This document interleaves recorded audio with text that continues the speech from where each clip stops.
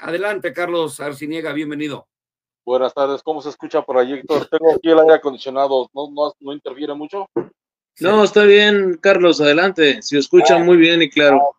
Fíjate Adelante. que dice Héctor que ahora se conmemora la fecha del 6 de abril. El 6 de abril, la voz de Dios se oyó. Bueno, se conmemora la fecha del 6 de abril de 1926, pero hasta 1976 y más adelante. Yo me acuerdo que Samuel Joaquín, llegué a ver ponencias de Samuel Joaquín conmemorando la fecha del 18 de julio de 1943. Y en la carta de Samuel Joaquín, que escribió precisamente en 1976, escribió que era una fecha memorable, la del 18 de julio, porque era el día en que daba inicio a la restauración. Hasta después ya de los 90 que empezaron a reeditar su historia, fue cuando ellos inventaron la fecha del 6 de abril.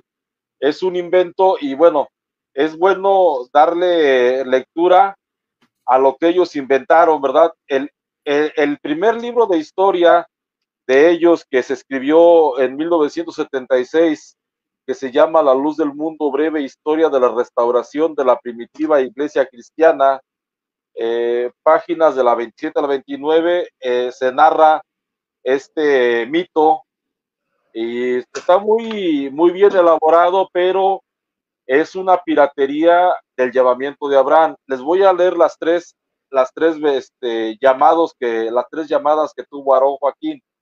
Dice: fue por aquel tiempo cuando, después de siglos de haberse dejado oír la voz de Dios en la tierra con la desaparición del último santo, que en los albores de la cristiandad Dios usara como receptáculo de su voz divina, pero ahora, en este presente siglo, el último de la humanidad, Dios, por su gracia, volvía a enviar su voz al hombre, poderosa y atronadora voz que en el pasado estremeció a la multitud al pie del monte Sinaí, la cual cumplió lo dicho por el Señor de todo lo creado. El cielo, la tierra, los reinos e imperios, los hombres, bueno, me brinco un poquito. La misma palabra de eterna vigencia que en el recinto sagrado se oyera decir Samuel, Samuel, ahora en las primeras horas del bendito día 6 de abril de 1926, encontrándose el hermano Eusebio Joaquín descansando en su humilde camastro, oyó una voz fuerte semejante al trueno que decía: aquí hay un varón cuyo nombre será Aarón. Fue un estruendo que lo hizo enmudecer, e incorporándose sobresaltado despertó a su esposa diciéndole: ¿oíste, Elisa? A lo que ella contestó: no, yo no oí nada, negro. Yo no oí nada, negro, como amorosamente le llamaba, pues la voz, como sucediera con Samuel, no era para Elí, sino para Samuel.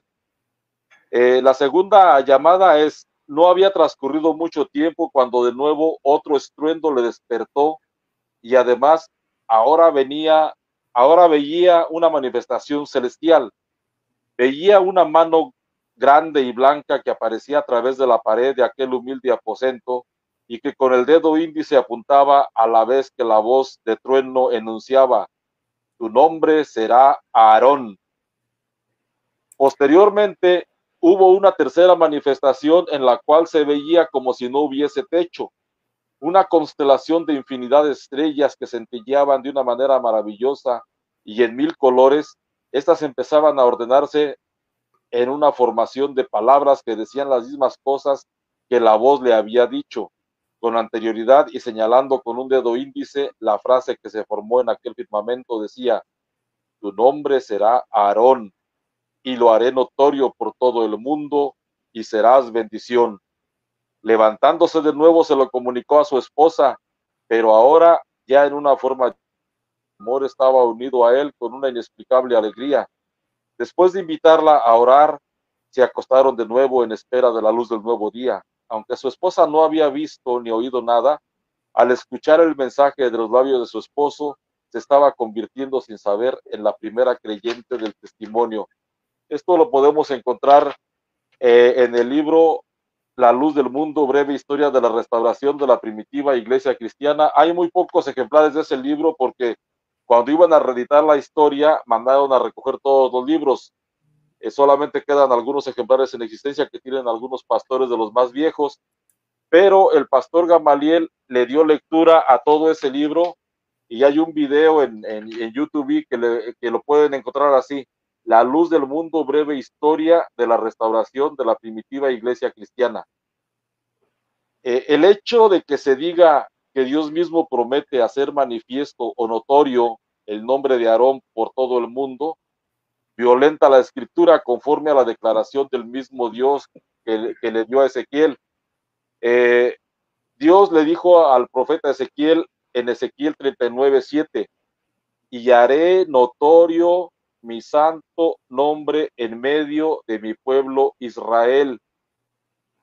O sea, aquí Aarón ya estaba usurpando, digo, aunque fue un invento que escribieron después de 1943, usurparon el nombre de Jehová Dios. Dice: y haré notorio mi santo nombre en medio de mi pueblo Israel. Así dijo Dios: y nunca más dejaré profanar mi santo nombre, y sabrán las naciones que yo soy Jehová, el santo de Israel. Otra cosa que también las personas de la luz del mundo le atribuyen a sus apóstoles. Según Ezequiel 39:7, el santo de Israel es Jehová Dios, no es ningún apóstol. Por otra parte, también resulta sospechoso que el relato de la visión que tuvo Eusebio resulte muy parecido al llamamiento de Abraham que fue narrado en el Génesis. Esto lo encontramos en Génesis 12, del 1 al 3.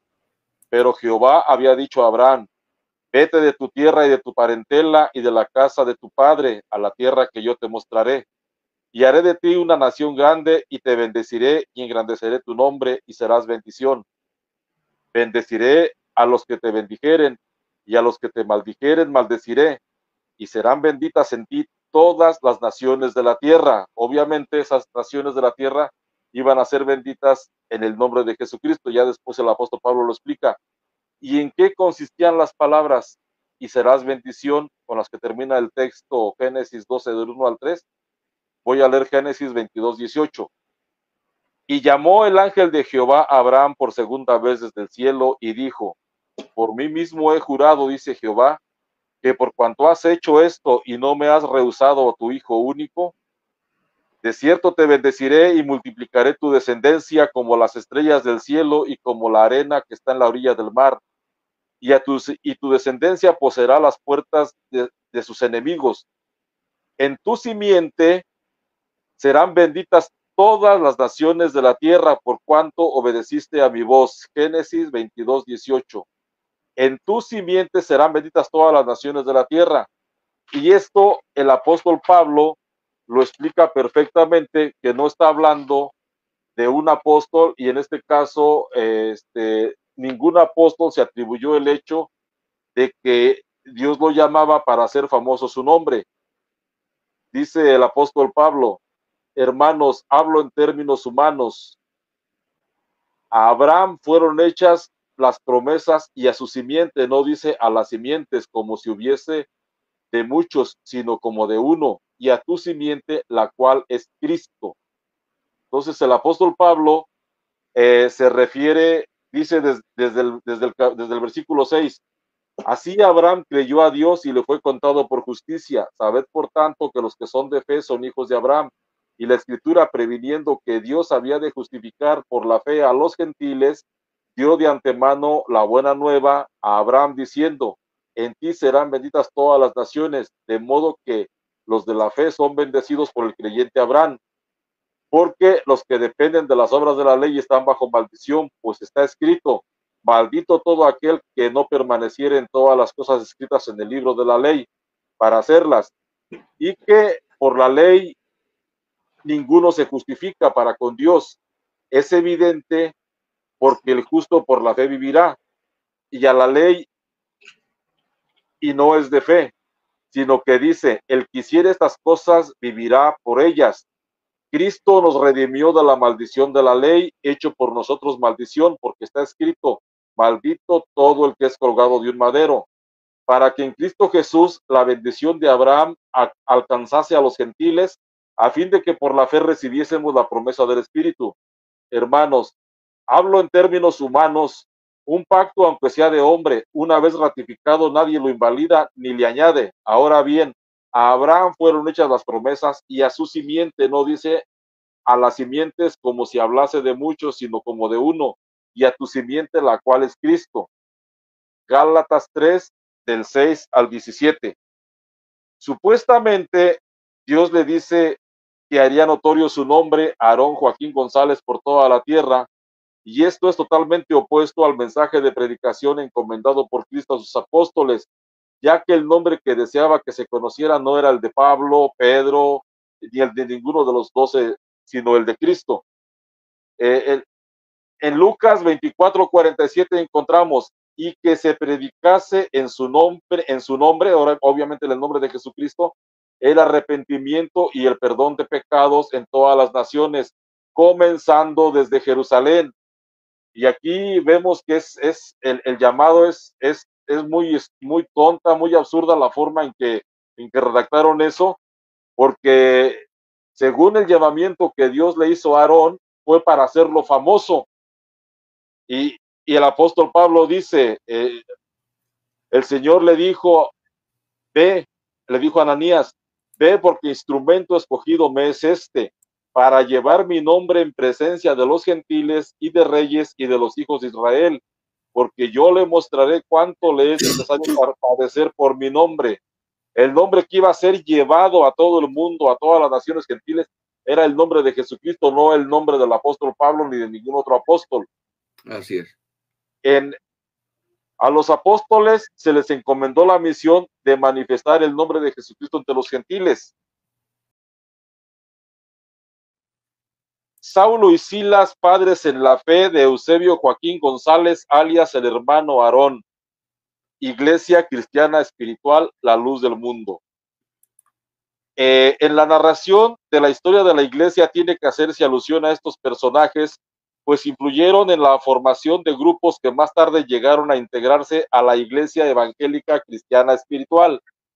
Los verdaderos nombres de ellos fueron el de Saulo, Antonio Muñoz, y el de Silas, Francisco Flores. El primero originario de Chalchihuite, Zacatecas, y el segundo de Villa de Nombre de Dios, Durango. Ambos eran de denominación católico-romana, de buena posición económica, que unidos por la amistad realizaron juntos un viaje de negocios a Nuevo Casas Grandes, Chihuahua, donde tuvieron la oportunidad de escuchar a un predicador que respondía al nombre de Agapito Soto. La doctrina que presentaba a oídos de aquellos que se le reunían era muy singular, pues era diferente a la que predicaban las iglesias ya existentes en aquella región. Este predicaba demostrando bíblicamente que Jesucristo es Dios y que el bautismo debe ser en el nombre de Jesucristo. A más de esto, predicaba que el creyente verdadero debe ser santo. Las aseveraciones expuestas por Agapito Soto hicieron mella en el ánimo de Antonio Muñoz y Francisco Flores, los cuales decidieron aceptar el mensaje renunciando a su antigua religión y a sus bienes materiales. Fueron bautizados por Agapito Soto en el nombre de Jesucristo a mediados del mes de mayo de 1924. Pocos días después, lo suficientes para que ellos aprendieran de su padre en el Evangelio, no solo los puntos en mención, sino otros vicios doctrinales, dada la inmadurez del predicador Agapito Soto, como visiones, revelaciones, sueños y otros. Partieron autorizados por él para que predicaran por donde ellos fueran pasando. Llegaron a Villa de Nombre de Dios, Durango, y ahí se dedicaron a evangelizar a sus habitantes. Incluso llegaron a atreverse a interrumpir la celebración de una misa en la parroquia del pueblo, logrando con esto una gran arremetida de los católicos, pues con grande violencia los expulsaron del referido templo. De ahí decidieron salir con rumbo a Torreón. Los vecinos, quienes aún recuerdan a tan legendarios personajes, dicen que estos se habían vuelto locos y, habiéndose dejado crecer el pelo y la barba, se habían ido a pie por la carretera.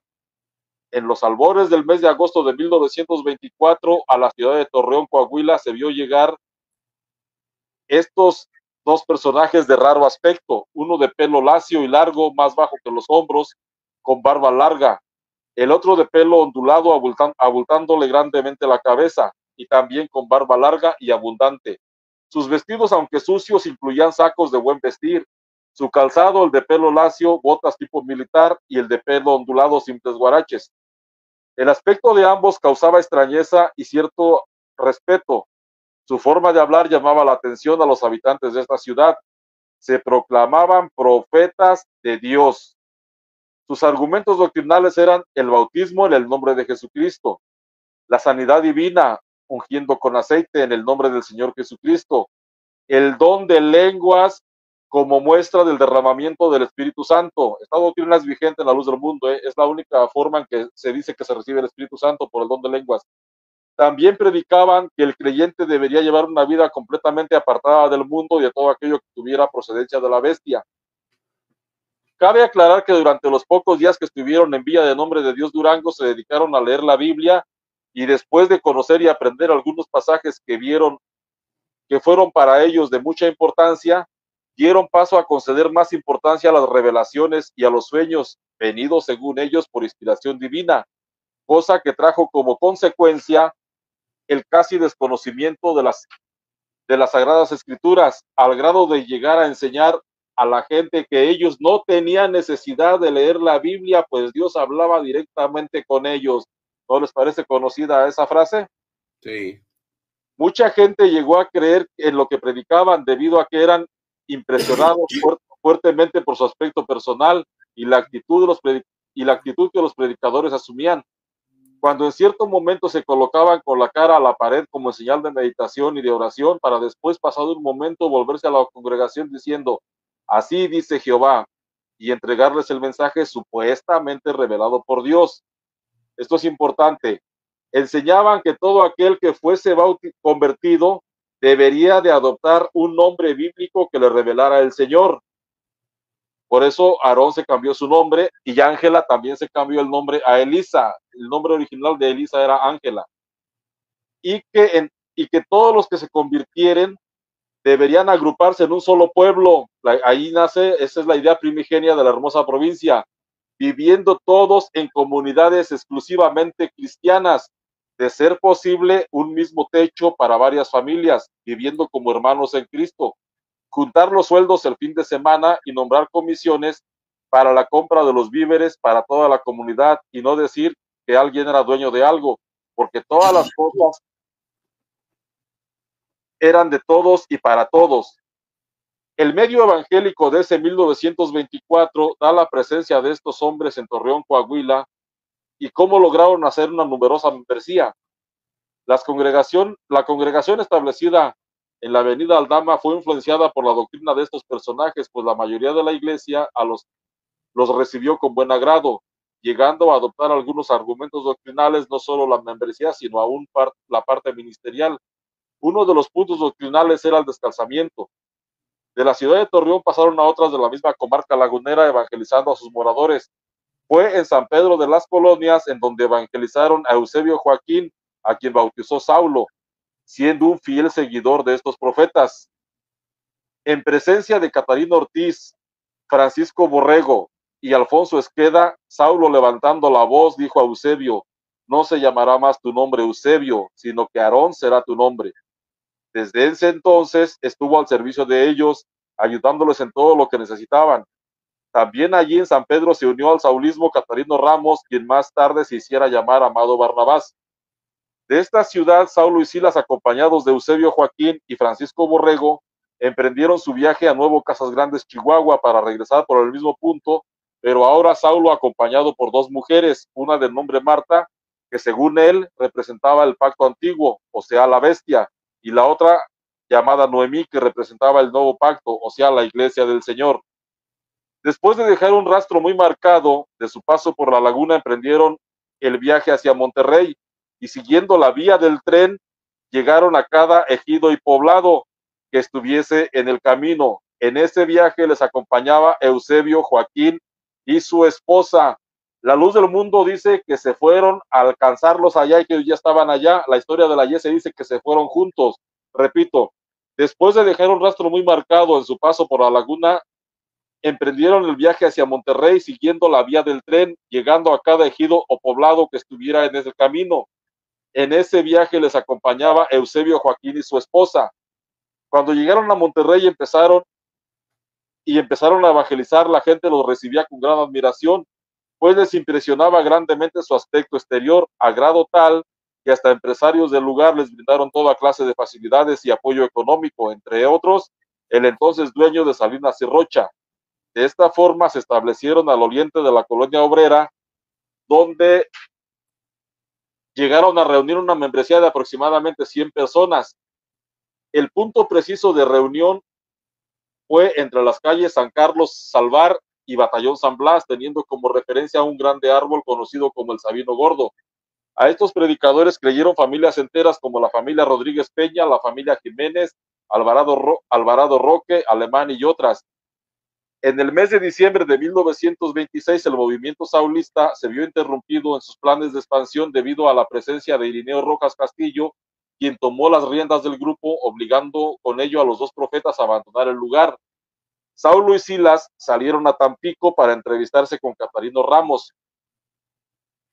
Cuando estaban ellos en Monterrey, antes de que Irineo Rojas les quitara la congregación, fue cuando estuvo Eusebio con ellos. Después Eusebio se fue a Monterrey, según la historia de la Luz del Mundo, pero aquí la historia de la IS dice: Saulo y Silas salieron rumbo a Tampico para entrevistarse con Catarino Ramos, compañero de ellos, el cual se encontraba misionando en la iglesia del Golfo. Allá también realizaron obra de evangelismo, pues logró Saulo bautizar a más de 50 personas, entre los cuales se encontraba Próspero Ortiz.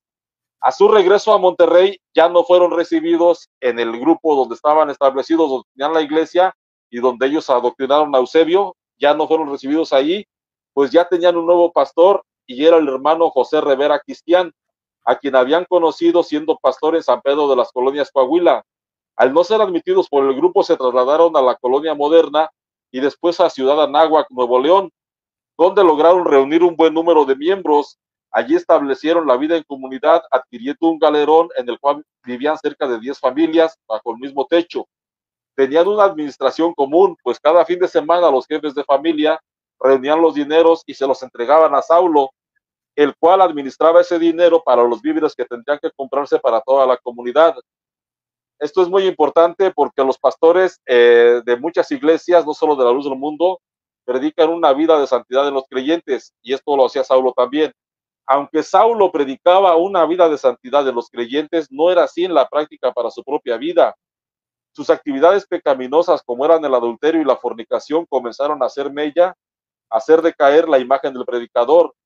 Se conoce de fuente fiel que Saulo tenía la costumbre de hacer saber a los esposos que por designio de Dios sus mujeres deberían cohabitar con él, lo que lograba sin resistencia alguna. Repito, este es el maestro de Eusebio Joaquín. Saulo tenía la costumbre de hacer saber a los esposos que por designio de Dios sus mujeres deberían de cohabitar con él, lo que lograba sin resistencia alguna. El último de los casos fue de la siguiente manera. Una mujer que era viuda tenía 2 hijos jóvenes llamados Isaías y Febe. Recibió la noticia de que debería dormir con Saulo porque así le había sido revelado, a lo que ella accedió. Pero al poco tiempo Saulo dijo a Isaías que también Febe debería hacer lo mismo, ante la cual el joven se llenó de enojo y arremetió contra él en presencia de todos los que vivían en el galerón. Mas no pudiendo darle golpes, sí le gritó a Saulo palabras fuertes. Este acontecimiento provocó el principio de la desbandada del grupo, como ocurrió con Genaro Ortiz, que se llamaba Elifaz de Israel, y su esposa Guadalupe Gaitán, Azarmabet de Israel, quienes se alejaron definitivamente, y luego Margarita Chávez, suegra de Genaro, y su hijo de nombre Pedro Chávez. De este modo el grupo se estaba acercando a su fin. Las cabezas del grupo vieron con tristeza cómo se iban alejando todos, y al quedar solos Saulo, Marta, Noemí y Silas, se desesperaban ante tal situación, al grado de que Silas, enfermando de tristeza, murió, ocurriendo lo mismo con Marta, aquella sufrida esposa de Saulo y sierva de Noemí. Sabemos por informes de quienes siguieron teniendo correspondencia con estos personajes que al cabo Saulo se mudó junto con Noemí a Monterrey, en las inmediaciones de las colonias Pablo A. de la Garza y Moderna. También Saulo murió por causa de una penosa y dolorosa enfermedad a finales de 1935. Aquí quiero recalcar algo importante, porque la historia de la Luz del Mundo dice que en 1938 Eusebio Joaquín viajó a Monterrey y allí una mujer bautista le dijo que estaba mal bautizado lo mandó con los chamagosos que supuestamente vivían por allá entre los arrabales y que los encontró viejos y enfermos y que le dijeron que efectivamente él estaba bautizado en nombre de la Trinidad. Esto, según el relato de la Luz del Mundo, ocurrió en 1938, pero el relato de la Yese y otros libros de historia dicen que el último en morir fue Saulo a fines de 1935.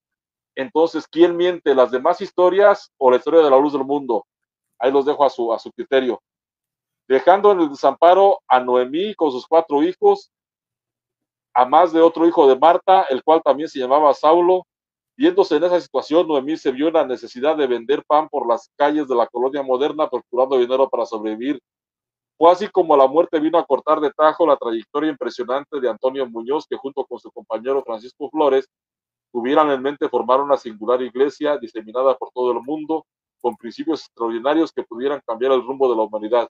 Fuente, Historia de la Iglesia Evangélica Cristiana Espiritual, IS. Y obviamente, si observan, la doctrina de estos chamagosos y el actuar de estos chamagosos es lo que actualmente, aunque de una manera más moderna, se practica en la Luz del Mundo. La iglesia, la historia de la Luz del Mundo, el libro que se llama Breve Historia de la Restauración de la Primitiva Iglesia Cristiana, menciona que Eusebio y Elisa continuaron asistiendo a esta congregación religiosa. Estamos hablando de la Iglesia Cristiana Espiritual, que después se llamó Iglesia Evangélica Cristiana Espiritual. Y el Señor dice, continuaron asistiendo a esta congregación religiosa a la que su esposa, por disponer de más tiempo, acudía con frecuencia. Y el Señor manifestó sus bendiciones con ella, dándole la promesa y el sello del Espíritu Santo. Esto fue en 1925. Estamos hablando de que esta es la propia historia ya de la Luz del Mundo. Lo anterior fue del libro de la Yese. Es el libro Breve Historia de la Restauración de la Primitiva Iglesia Cristiana, que es el primer libro que se escribió de la Luz del Mundo y que ahora la Luz del Mundo desconoce. Entonces, les repito que este libro de historia de la Luz del Mundo menciona que Elisa recibió el sello del Espíritu Santo en 1925 y continúa el libro diciendo, estamos hablando de la página 16 y 17 del libro que estás poniendo en pantalla ahorita. Página 16 y 17 dice, continuaron asistiendo a esta congregación religiosa a la que su esposa, por disponer de más tiempo, acudía con frecuencia y el Señor manifestó sus bendiciones en ella, dándole la promesa del sello del Espíritu Santo que será derramado sobre toda carne. Por el poco conocimiento que tenía sobre cómo se debía demandar este don celestial e ignorar qué señales se presentarían, en su sencillez rogó a nuestro Señor se lo aclarara y además suplicó, Señor, si las manifestaciones que tiene mi esposa son de parte tuya, yo quiero sentir lo mismo. En busca de esta comunión espiritual, procuraba la soledad, se iba a un lugar apartado detrás de unos machuelos y matorrales que había cerca del cuartel, y ahí se postraba en súplica y humilde oración. Mas por la falta de preparación espiritual, al estar glorificando al Señor, cuando sentía que su boca se endurecía, callaba sin esforzarse por seguir glorificando, y la bendición se terminaba. Entonces, volviendo a las costumbres paganas del viejo hombre, maldecía, creyendo que aquello que le ocurría era una presencia de un mal espíritu. O sea, Eusebio Joaquín maldecía al Espíritu Santo porque no sabía que era el Espíritu Santo, según la historia del mismo Aarón Joaquín. Por lo que, queriendo ahuyentarlo, lo imprecaba con maldiciones para que lo dejara en libertad de seguir pidiendo las promesas. Cuando ya guardaba silencio, se presentaba de nuevo la bendición que él desconocía y nuevamente volvía a sentirse invadido por un fuego que debía ser celestial, porque era una emoción desconocida pero sublime. Por ese tiempo en el que estaba demandando la promesa del Espíritu Santo, llegó de visita a la iglesia de Torreón el hermano Leandro García, pastor de la iglesia de Matamoros, Coahuila. Aunque este era comerciante, dedicaba tiempo para consagrarse a Dios y llevar una vida más espiritual, por lo que le impuso las manos a Eusebio en oración para librarlo de aquella lucha intensa. De inmediato recibió la prenda del Espíritu Santo y, fortalecido con ese don, continuó soportando los sarcasmos de sus compañeros de trabajo. La fuente de esto que acabo de leer es La Luz del Mundo, Breve Historia de la Restauración de la Primitiva Iglesia Cristiana, páginas 16 y 17. Eso es lo que narra la historia que el mismo Eusebio contó. Entonces, ya después de estos eventos, Eusebio se dirige a Monterrey, está viviendo con los chamagosos, ahí es donde supuestamente recibió la revelación de que tu nombre será Aarón y todo eso. Después de estar en Monterrey con ellos, la historia narra que, a ver, esta página, fue en ese mismo año cuando decidió separarse para hacer un viaje hacia Guadalajara. Obviamente, esto ya es de la historia de la IS, no dice que, no, la historia que leí del libro que estás presentando en pantalla, dice que se fue hacia Tampico, y aquí la historia de la IS confirma que efectivamente sucedió así. Dice, fuentes fidedignas relatan de la llegada de Eusebio a Tampico como en los meses de octubre y noviembre de ese 1926. Y estuvo en mi casa hospedado por unos cuantos días juntamente con su mujer y una muchacha que iba con ellos, la cual se llamaba María Jasso. De ahí pasó a la colonia Morelos y estuvo en casa del hermano Cesario Zavala pocos días. Lo primero que hizo fue visitar la casa de oración de la Iglesia Cristiana Espiritual del Golfo, la cual pastoreaba Catarino Ramos, el mismo que se hacía llamar Amado Barnabás y que conocía muy bien a Eusebio. En esa primera vez que estuvo en la casa de oración, habiendo llegado la hora en que se encontraba reunida la congregación en la puerta del templo, Eusebio, este es un evento que ocurrió cuando Eusebio llegó a Tampico, dice la historia de la IS, que se puso en la puerta del templo de rodillas y así avanzó. ¿Has visto como cuando los católicos entran a la Basílica de Guadalupe de rodillas desde la entrada hasta el altar, ¿no? Bueno. Como una penitencia.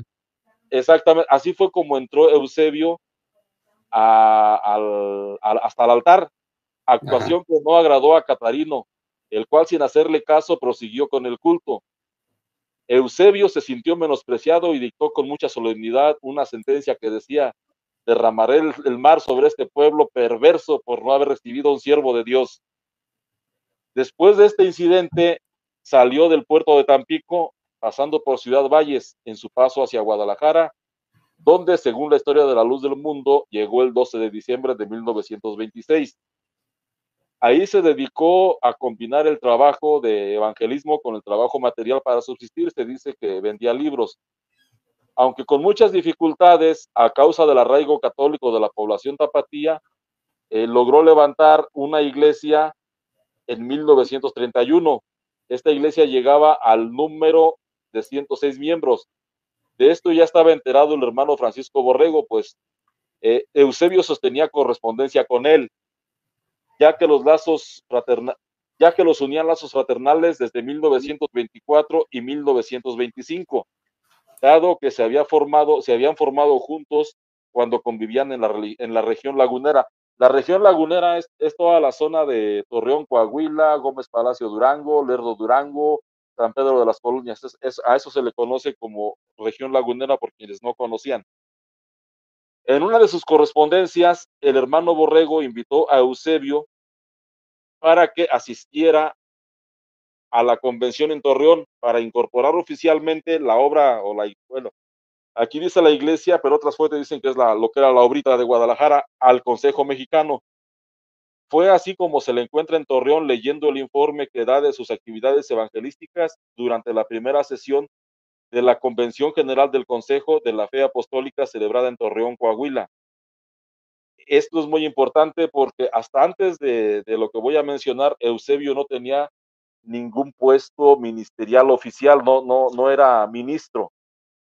Dice aquí, el 15 de agosto de 1931, en donde Eusebio incorpora la Iglesia Cristiana Espiritual de Guadalajara al Consejo de la Fe Apostólica, dando el siguiente informe: bautismos 106, nacimientos 10, matrimonios 3, defunciones 3, expulsados 16, total de niños 50, adultos 90.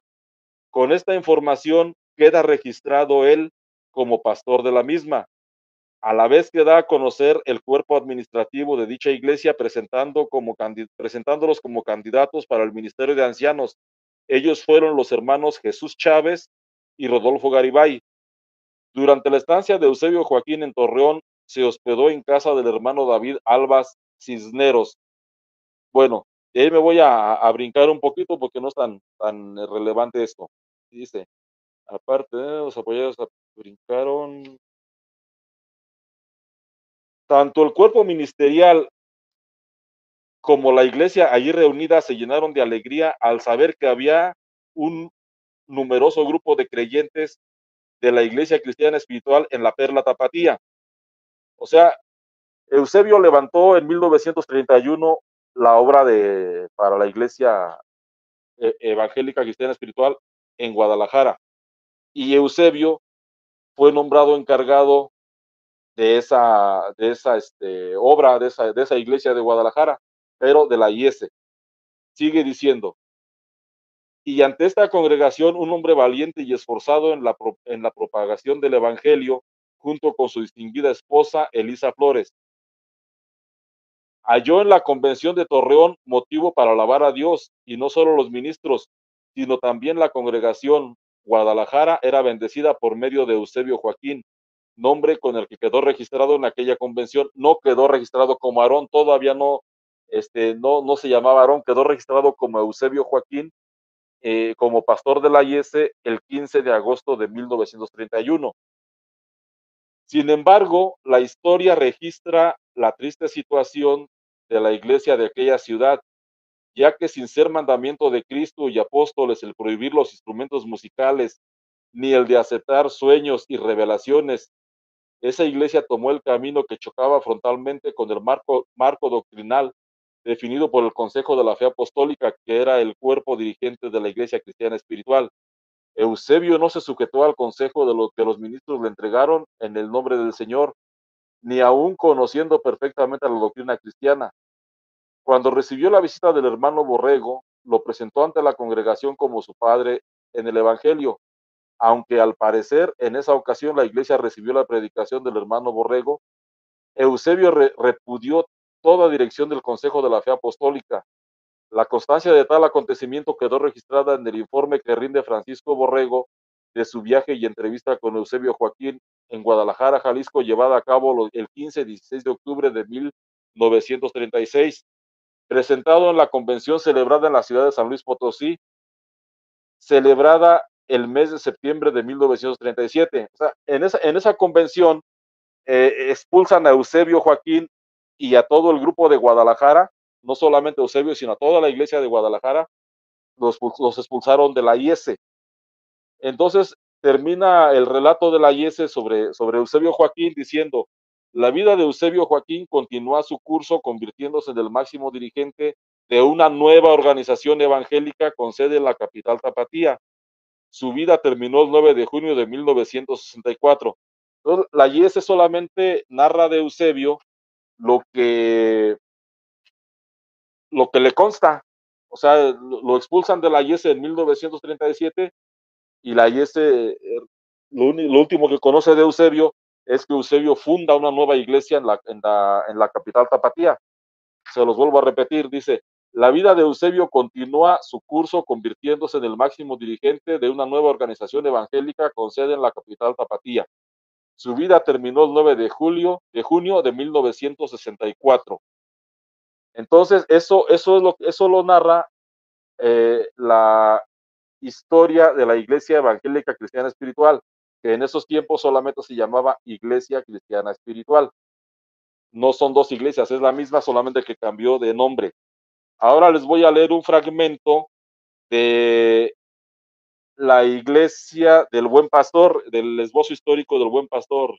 Esto lo narra el hermano José María.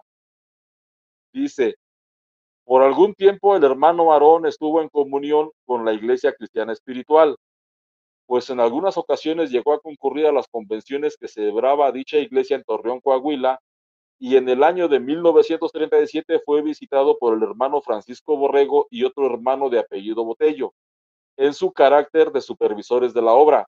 pues ellos deseaban conocer el estado de la iglesia referente a la doctrina y disciplina establecida en la misma.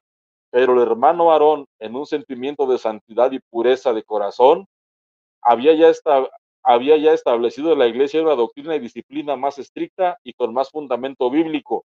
Y aunque muchos discutieron sobre el particular, ya no fue posible tener ningún acuerdo con ellos, y desde esa fecha el hermano Aarón determinó separarse de la iglesia cristiana espiritual. Para el hermano Borrego, la doctrina y disciplina que el hermano Aarón había implantado en la iglesia era muy extremosa y sin verdadero fundamento bíblico, pero el hermano Aarón lo afirmaba con las Sagradas Escrituras. Esto, el hermano que escribe en ese esbozo histórico de la iglesia del Buen Pastor, no está hablando mal de Eusebio, al contrario, habla bien, pero confirma que es una separación de la IS, la luz del mundo. El nuevo nombre de la iglesia, esto es a la página 6, voy a pasar a la página 7. El hermano Aarón, después de haber quedado independiente de la iglesia cristiana espiritual, enseguida convocó a todos sus colaboradores para deliberar al nombre que se le diera a la iglesia en el futuro, y después de presentar sus ponencias, llegaron al acuerdo que la iglesia llevara el mismo nombre que ostentaba antes de la separación, es decir, Iglesia Cristiana Espiritual, y que solo se le agregara un nuevo título para diferenciarla, la luz del mundo.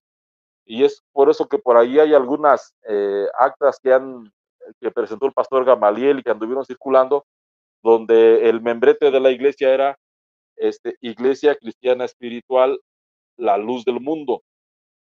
Entonces, después de ahí, pues ya se procede al bautismo de Eusebio, solamente que la historia de la luz del mundo narra el cuento de que Eusebio en su segundo bautismo, que fue el de Saulo y Silas, estuvo mal bautizado y que ellos bautizaban en secreto la fórmula trinitaria, cosa que no es cierto por lo que leí anteriormente. eh, Eusebio nunca tuvo contacto con gente trinitaria. Los chamagosos fueron trinitarios cuando eran católicos, pero cuando se convirtieron a la nueva doctrina, ya fueron totalmente cristocéntricos, entonces ellos bautizaban en el nombre de Jesucristo. Aquí eso es una mentira, así como también es mentira el hecho de que Eusebio los haya encontrado en 1938, porque la historia de la IS y otras historias dicen que murieron antes de 1935. Les voy a leer solamente lo que es el tercer bautismo de Eusebio, que esto ya es de la propia historia de Eusebio, que es la luz del mundo, breve historia de la restauración, de ese libro de Chávez. Ah, exactamente ahí, lo que está en esa hoja, lo subrayé, dice, escogió pues el hermano Aarón a Lino Figueroa para que lo bautizara, a él y a la hermana Elisa, y enseguida a su familia.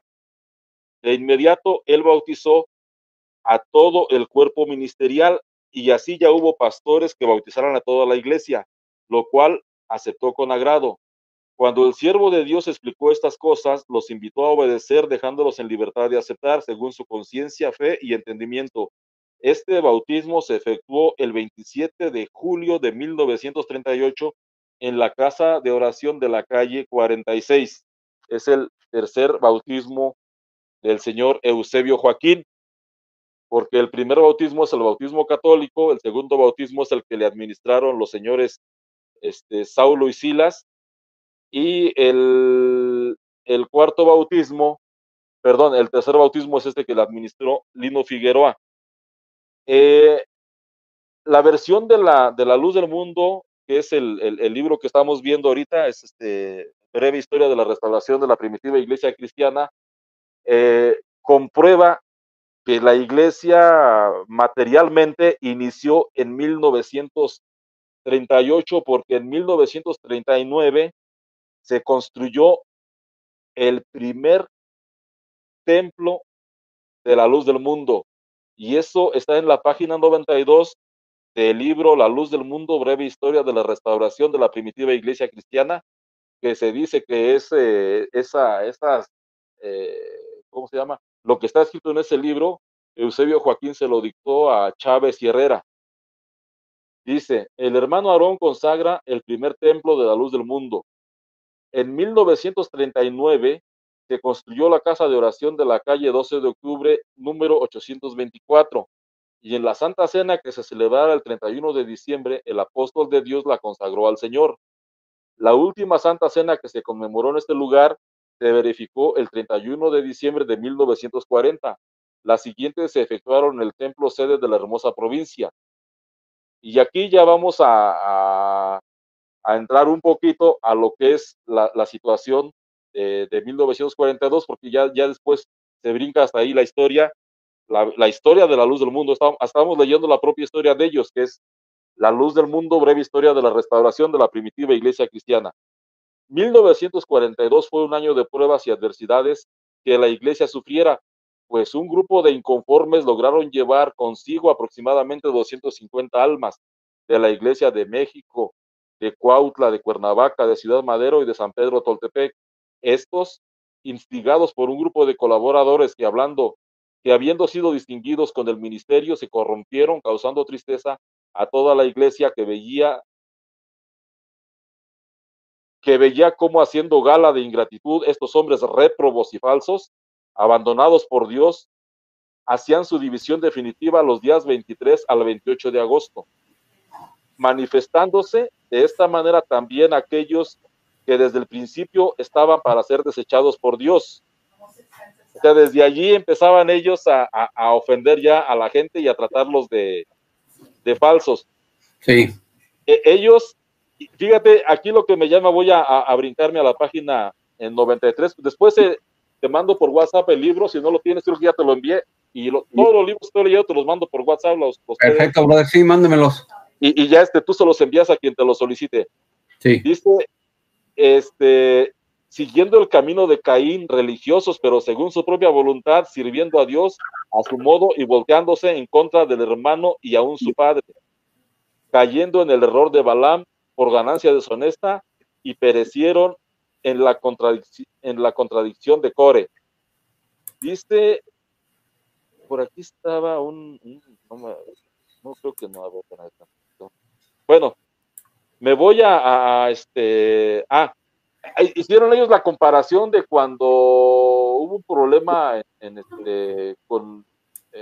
el tiempo de Moisés. Dice, negando así la autoridad del apóstol, quisieron usurpar un lugar dado por Dios, lo cual no es posible según el libro de Hebreos capítulo 3, versículo 4. Ninguno toma para sí la honra, sino el que es llamado de Dios, como Aarón. Mucho tiempo, y Dios, al igual que en aquellos tiempos del profeta Samuel, desechó a aquellos que el profeta había creído eran los ungidos, escogiéndolos así desde un principio, había designado para este fin. Al fin debía ser apóstol de Jesucristo como Aarón. Ellos en un tiempo quisieron comparar a Eusebio Joaquín con el hermano de Moisés. ¿Sí me entiendes cómo está la situación ahí? Bueno, ahora voy a darles lectura como ya estamos en 1942, que fue cuando se hizo la separación. Lo que les acabo de poner es la versión de La Luz del Mundo. Ahora les voy a leer la versión del esbozo histórico del Buen Pastor, página 16. Dice, por esta época, gracias a la actividad evangelizadora de nuestros hermanos, creció tanto nuestra iglesia, hablando concretamente y en especial de la iglesia de Vallejo. Estamos hablando de que la iglesia del Buen Pastor todavía está narrando ahí cuando fue el crecimiento, pero de la iglesia evangélica cristiana espiritual a la que ellos pertenecían. Dice, de manera que ya no cabían en los templos. Estos acontecimientos serían por el año de 1942. En ese mismo año, cuando en puntos doctrinales empezamos a escuchar que vendrían falsos profetas y falsos doctores, y de estos saldrían de su mismo pueblo, por eso nos exhortaban para que estuviéramos apercibidos y alertas y que oráramos mucho. Esta clase de enseñanza la escuchamos aproximadamente por 2 meses. Estuve escuchando el testimonio de la señora Elisama Sosa y el testimonio de la hermana, de la esposa del pastor Ana Mari, ¿cómo se llama? Bueno, que Eusebio Joaquín se hacía acompañar de mujeres desde aquel tiempo. Entonces, dice, este es otro redactor, no es en el mismo libro, pero eso es el testimonio de otro pastor. Dice, y aconteció que nuestra hermana Teresa, esposa de nuestro pastor y hermano José María, llegó de Guadalajara y le platicó a su marido que Joaquín Aarón, obispo gobernante, si observa no lo llamaban apóstol, de nuestro movimiento por aquel tiempo se le había festejado su cumpleaños con muchos regalos que se le habían cantado cantos en su honor, no obstante que nuestra doctrina dice cantar alegres a Dios y no al hombre, así como también no acepta la idolatría hacia los mortales. De los cantos que se cantaron fueron 569, 570, 566, 561 de los himnarios que utilizan los denominados de la luz del mundo. No sé si más o menos hasta ahí van más o menos captando cómo va la situación. Al enterarse, o sea, se hace la revuelta y empiezan a hacer ya una rebelión y a ponerse en desacuerdo con Aarón, porque Aarón hizo la primera Santa Cena hidrolática. Bueno, la primera Santa Cena la hizo en su cumpleaños en 1941, en agosto de 1941, y el 14 de agosto de 1942 ya la hizo totalmente idolátrica hacia él. Dice la página 18, casi al final de ese mismo libro, al enterarse Joaquín Aarón del acontecimiento que causó aquí en la Ciudad de México, entre todos nosotros la celebración de su cumpleaños, y que no estábamos de acuerdo, le mandó decir al hermano José María de su próxima visita. Esta fue el 26 de agosto de 1942 y que llegaría en tren por la noche.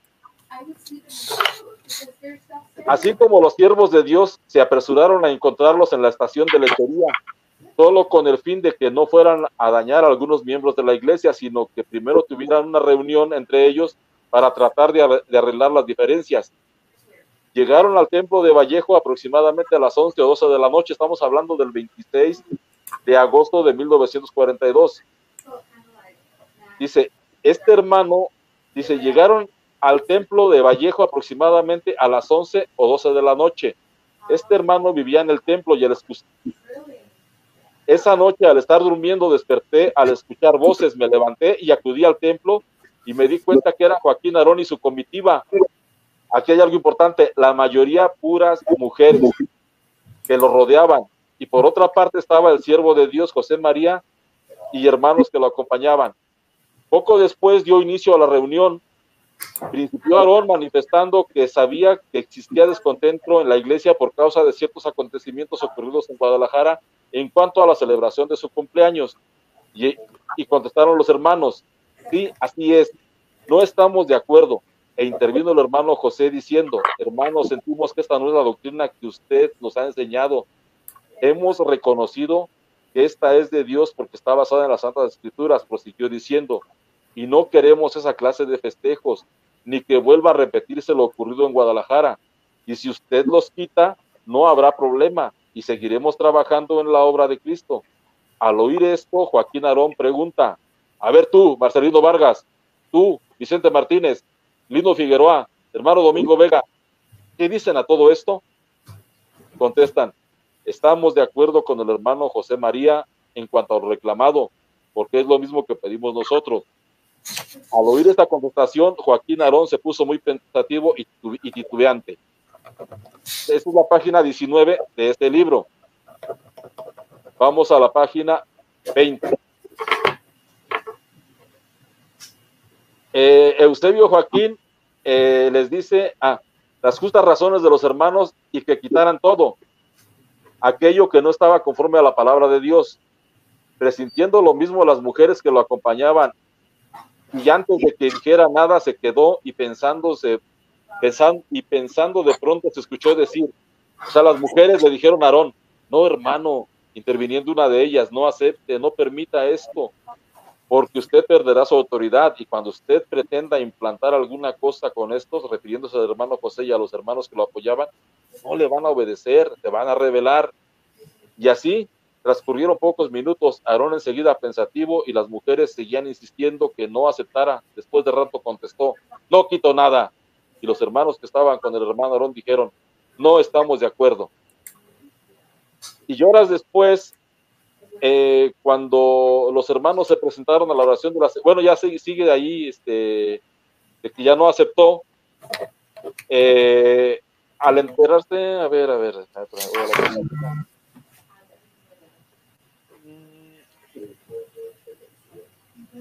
me voy a brincar. Bueno, después ya Eusebio se regresa a Guadalajara, ya fue el 27 de agosto, que queda definitivamente las 7 iglesias que formaron el Buen Pastor separadas de la luz del mundo. Otra narrativa que hace este mismo personaje ya es respecto a Guadalupe Avelar, y es lo que va a dar inicio al bautismo de 1943. Sigue diciendo este hermano, en cierta ocasión que estábamos reunidos con el hermano José María, llegó la hermana Guadalupe Avelarde. Él ahí pone, ya sabemos que es Lupe Avelar, pero pone Lupe Avelarde. Saludándonos, y el hermano José le dijo, hermana Lupe, ¿qué anda haciendo por acá? Y ella le contestó, hermano, supe que se habían apartado de Joaquín Aarón y me sentí apoyada, ya que yo también estaba en desacuerdo, pero no decía nada por miedo a que me quitaran a mi madre, porque sepan que sí lo hacían con aquellos que no consentían sus procederes, les retiraban a sus seres queridos, hijos, maridos, padre o madre, envolviéndolos, cautivando sus mentes y se los llevaban con ellos, alejándolos de sus familias. Por eso Lupe tenía razón en su temor, y siguiendo con la conversación, ella sintiendo confianza, y ya que la falta que a cargo traía, ya no la soportaba, y tratando de aliviarla, nos confió su secreto, señalando a un pequeño niño que la acompañaba. Miren, este es mi hijo. Este niño que es mi hijo lo es también de Joaquín Aarón, el que se dice siervo de Dios. Sí es. Nosotros quedamos sorprendidos, pero al observar bien al niño, nos dimos cuenta de que tenía su mismo color y su misma fisonomía, y ya no tuvimos duda alguna. El niño se llamaba Abel, tendría unos 4 o 5 años. Fue así como nos dimos cuenta del pecado de Aarón. Entonces supimos que lo que nosotros reclamábamos no era nada al compararlo con el pecado de adulterio que él había cometido. Después supimos que seguía cayendo y cometiendo actos fuera de la doctrina, enterándonos que urdió un nuevo bautismo, porque como el hermano que lo había bautizado se quedó con nosotros, que era el hermano Lino Figueroa, cometió un error mayor al bautizarse solo, ya que ni Cristo lo hizo, o sea, que él se sintió mayor que el Señor.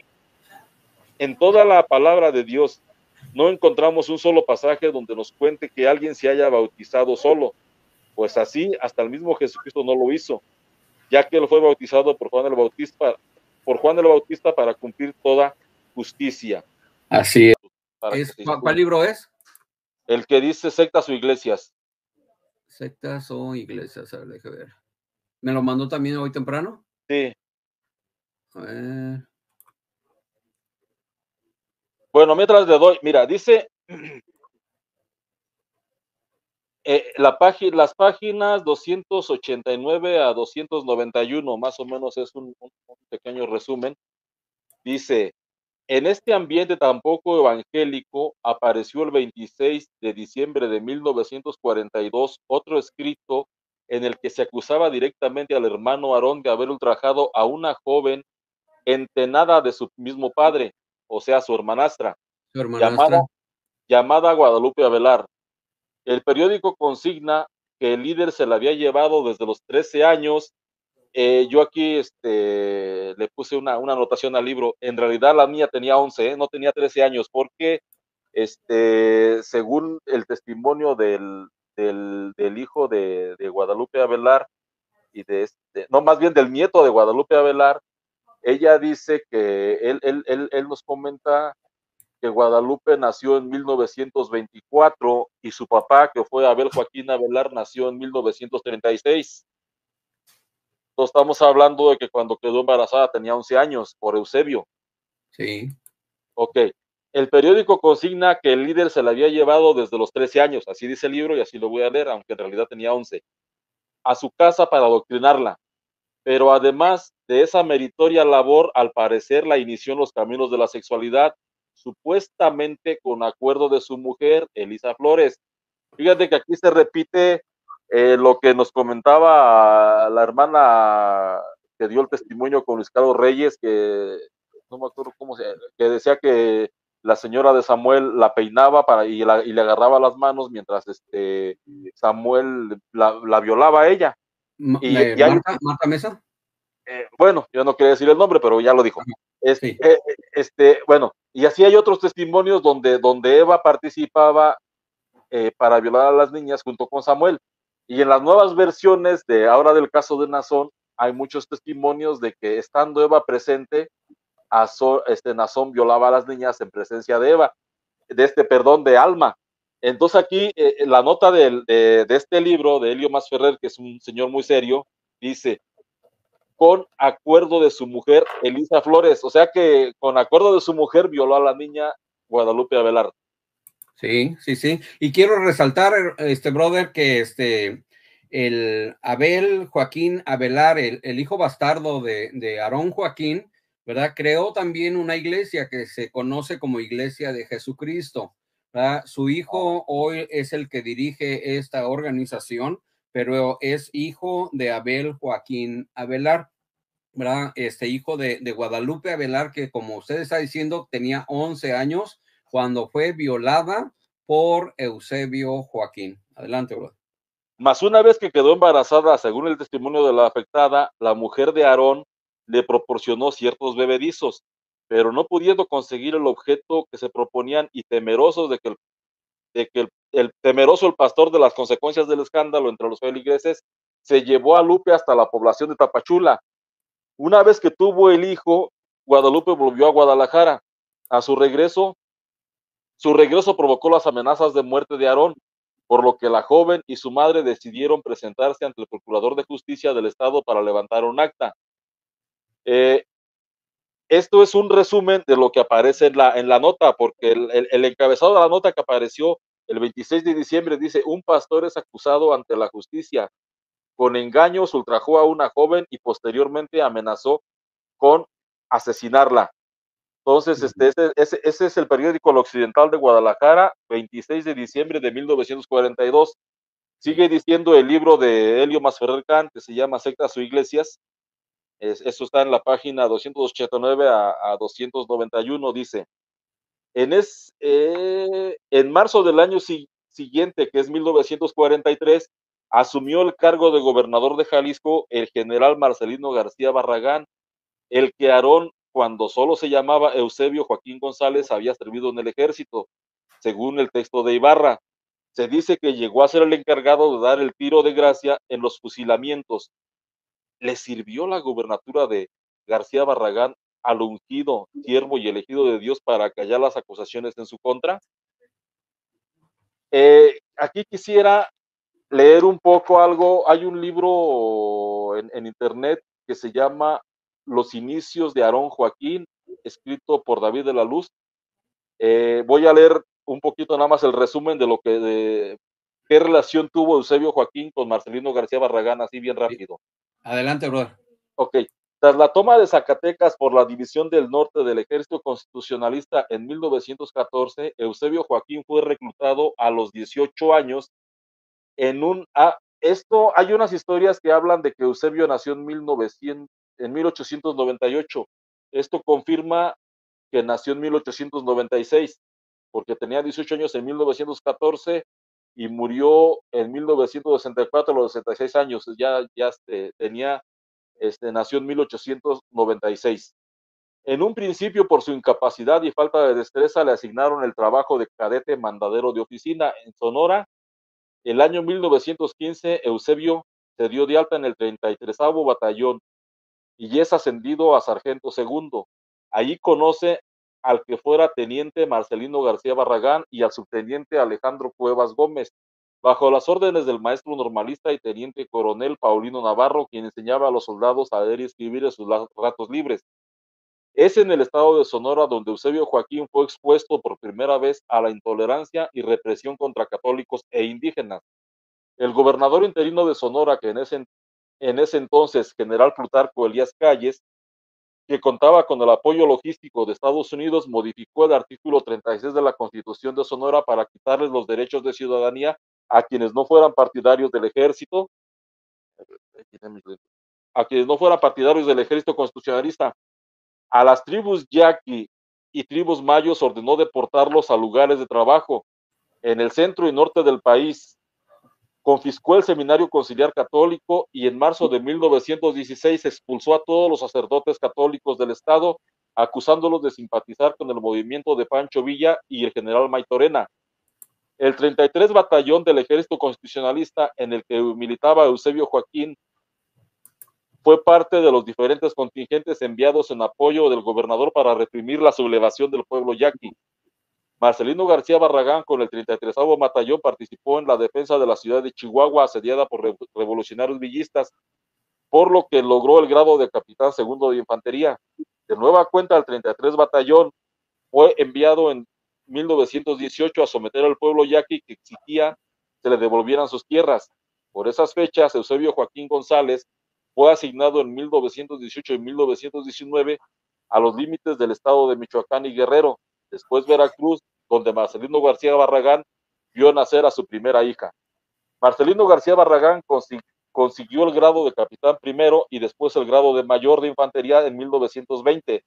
Ese mismo año, Marcelino García Barragán contrajo matrimonio en Guadalajara y es enviado por el entonces general Paulino Navarro al colegio militar, mientras que Eusebio, ahí fue donde se separaron en 1920, de 1915 a 1920 anduvieron juntos, mientras que Eusebio Joaquín lo envió a Ciudad Juárez a laborar como celador en las corruptas aduanas del norte de México. La corrupción era tal que llamó la atención del presidente electo Álvaro Obregón, refiriéndose a la corrupción con la famosa frase: ¿quién aguanta un cañonazo de 50,000 pesos? En esa época se formaron movimientos políticos que probablemente influenciaron a Eusebio Joaquín González, entre ellos las alianzas entre bolcheviques mexicanos evangélicos y el propio gobierno, fomentando la difamación, privación de libertades y agresión contra los católicos. A tal grado llegó la propaganda anticatólica que se invadían templos para colgar banderas comunistas en ellos, asesinatos de católicos sindicalistas y actos de terrorismo en 1921, con bombas inclusive en la Basílica de Guadalupe y en la Casa del Prelado de Guadalajara y en la Ciudad de México. Todo eso andaba haciendo don Chevito antes de ser evangelizado.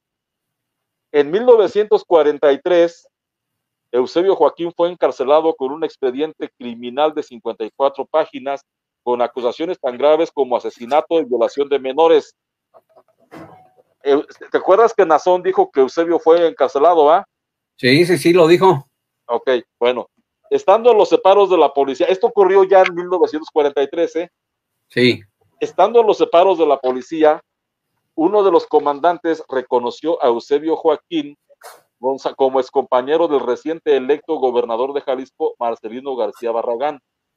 Se ordenó destruir el expediente, liberar a Eusebio y fue invitado a comer con el gobernador. Literalmente Eusebio recibió el poder, pero no divino, sino terrenal, bajo el protectorado y carta blanca del gobernador. Eusebio Joaquín González restauró la Iglesia Cristiana Espiritual Evangélica de Guadalajara el 18 de julio de 1943, al bautizarse solito. Este fue su cuarto bautismo y pasó a formar parte del corporativismo del revolucionario del partido del PRI. Entonces, después continuó con lo que dice ese mismo libro, dice, en ese año, el 18 de julio de 1943, Aarón recibió su cuarta y más oportuna revelación y decidió borrar su pasado al bautizarse a sí mismo, ya que descubrió que el anterior bautismo no había sido válido. Acto seguido, invitó a sus seguidores a que en un acto de humildad recibieran el nuevo bautismo otorgado por él, acto simbólico de deslinde en el que Aarón se legitima y en el que dice, en el que resigna el post factum, haciendo mediar a Dios una pugna que había configurado a partir de asuntos demasiado humanos, en los cuales la concupiscencia campeaba por los fueros. O sea, estamos hablando de que Eusebio, aparte de que se fue Lino Figueroa, invalidó el bautismo que había recibido Dolino Figueroa y fue cuando se bautizó a sí mismo. ¿Cómo estamos de tiempo, Héctor? Para leer ya lo último, que sería lo del bautismo revelado. Adelante, brother, adelante, sí.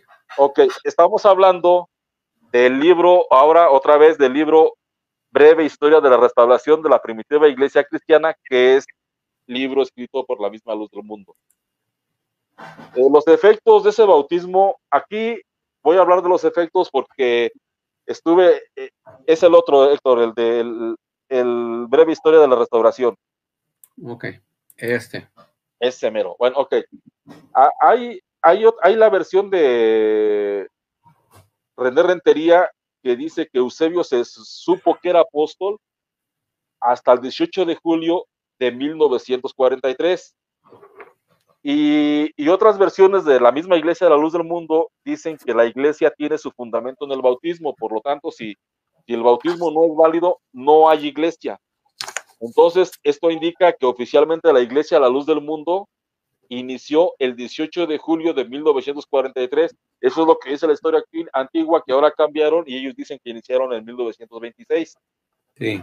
Ese mismo 1943 da inicio a la restauración de la primitiva iglesia cristiana. Ok, voy a dar lectura a la página, a las páginas 94, 95, 96, obviamente una parte de la 94, la 95 completa y una parte de la 96. Perfecto. Dice, el bautismo revelado.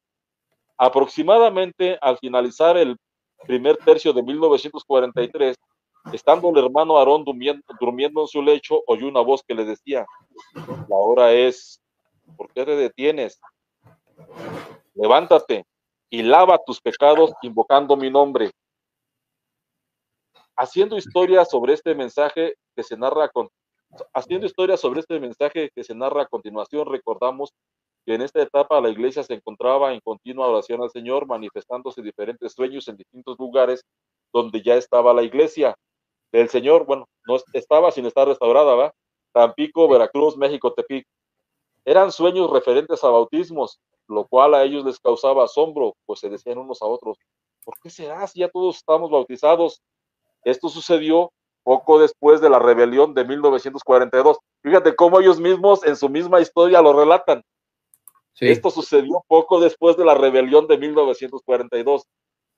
Con incertidumbre por estas declaraciones de Dios, contaban a sus compañeros los sueños que Dios les daba hasta por fin llegándose el tiempo dispuesto por Dios a su siervo conforme a Amós capítulo 3 versículo 7, porque nada hará el Señor sin que lo revele a sus siervos los profetas. Fue en las primeras horas de un día bendito de ese año de 1942 que Dios quiso de nuevo volver a comunicarse para hacer conocer su voluntad en la tierra, descubriendo la base en que afirmaría la roca que es Cristo, en esta lluvia tardía, por lo cual en una visión maravillosa le vuelve a hablar al hombre que él había escogido, y en prueba de su manifestación le da el texto del libro de los Hechos capítulo 22 versículo 16, con la diferencia de que Dios le manifestó en arcano oculto. La hora es de la restauración de la primitiva iglesia de Cristo. El hermano Aarón comunicó a su iglesia su deseo de que se hiciera oración durante una semana, y transcurridos esos días llamó a los pastores delante de la iglesia de Guadalajara y les preguntó, a usted hermano, ¿qué es lo que Dios le dio por respuesta a su oración y ayuno? Hable todo lo que Dios le dio. Comenzó el primero dando testimonio con cierto asombro de un nuevo bautismo. Por fin todos dieron su testimonio. El hermano Aarón, al oír al último, le dio gloria a Dios y llorando dijo en alta voz, mi petición ha sido escuchada. Le pedí al Señor que lo que a mí me dio, se lo diera a toda la iglesia para mayor testimonio de que este paso es de Dios. Les voy a repetir lo que Dios le dijo. La hora es de la restauración de la primitiva iglesia de Cristo. Y comenzó a explicar cómo Dios le habló para que se bautizara, lo cual él mismo hizo el domingo 18 de julio de 1943. Se sumergió en las aguas bautismales el siervo de Dios, siendo las 12 horas del día. Asistieron al siervo de Dios en su bautismo los hermanos José Garibay y Julián Zamora, Enseguida bautizó a su familia y algunos ministros más, quienes llenando los requisitos quedaron autorizados para efectuar a su vez el bautismo de la demás iglesia. Como antecedente al respecto, una hermana llamada Petra le contó al hermano José Garibay su sueño en donde donde la volvían a bautizar, siendo reprendida por ello, pues se soñaba ataviada con un vestido nuevo con el que se metía al mar. En Tepic, en el quinto día de la consagración ordenada por Dios, el hermano Felipe Reyes, que a la razón vivía en ese lugar y que era invidente, tuvo una visión espiritual donde veía al hermano Aarón rodeado de toda la iglesia, que caminaba por una vereda y que llegaba a la orilla de un barranco no muy profundo en el que corría un río muy ancho y hondo. Más como la iglesia se quedaba parada al borde del barranco, el hermano Aarón los exhortaba a pasar al otro lado del río. Bajaron, y al llegar a la orilla, él volvió a pasar el río e invitó a seguir su ejemplo. Saliendo hasta la orilla opuesta, continuaron su camino. En la Santa Cena siguiente, al llegar las iglesias, se les hizo la pregunta sobre las manifestaciones de Dios y estando todo confirmado, el cuerpo ministerial fue bautizado el 13 de agosto de 1943. Toda la iglesia que había venido a la Santa Cena siguió el ejemplo del siervo de Dios y sus pastores. Y así es como termina ese libro que tenemos en pantalla, que es La luz del mundo, breve historia de la restauración de la primitiva iglesia cristiana. Vamos a las fechas antes de que se alargue el video, porque si yo digo que la burra es parda, es porque tengo los pelos en la mano. Por supuesto que lo que la gente de la luz del mundo tiene en su mano y puede adquirir en Berea es este libro.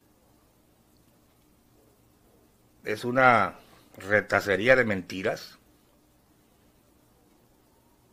Pero por supuesto que atrás de este libro está René Rentería,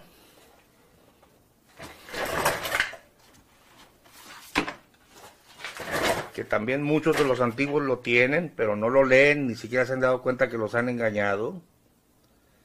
Pero Chanfle, Cáspita, Zambomba, Recórcholis. Atrás del de René Rentería está el que le repartieron a los ministros y que yo lo tengo en mi poder y que muy pocos feligreses los mundanos lo han visto.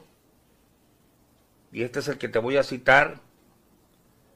Y Chanfle, Cáspita, Zambomba, tenemos el documento Zuli atrás.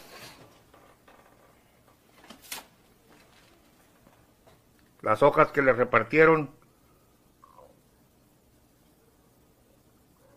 a los pastores exclusivamente. Estamos hablando del libro de Berea original, página 118. Dice antes, bautizándose solo.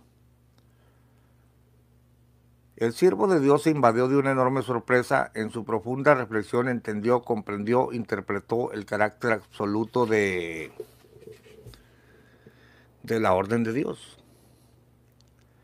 Aprendió que el misterio de su origen y el misterio del origen de la iglesia estaba en el bautismo.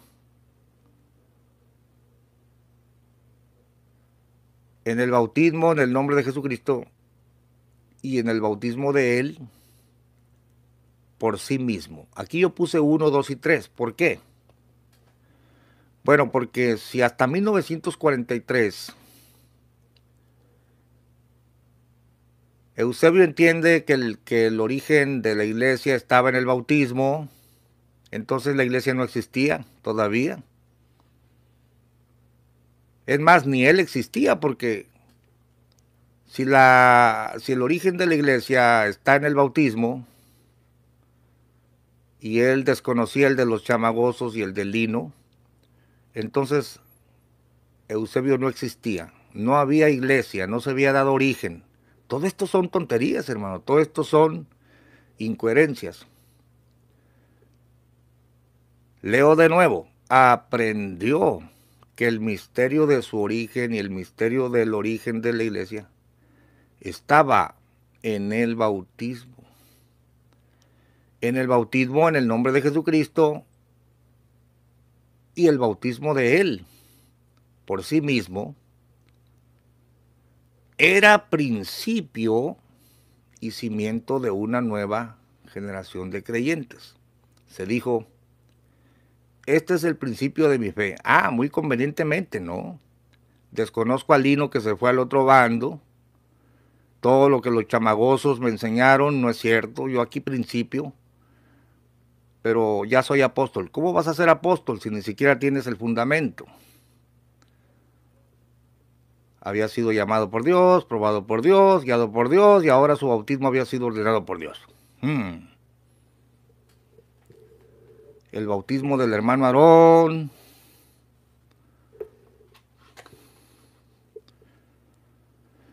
Dios le había revelado el bautismo. Esto no es cierto. Él lo aprendió del Lino Figueroa, perdón, de los chamagosos.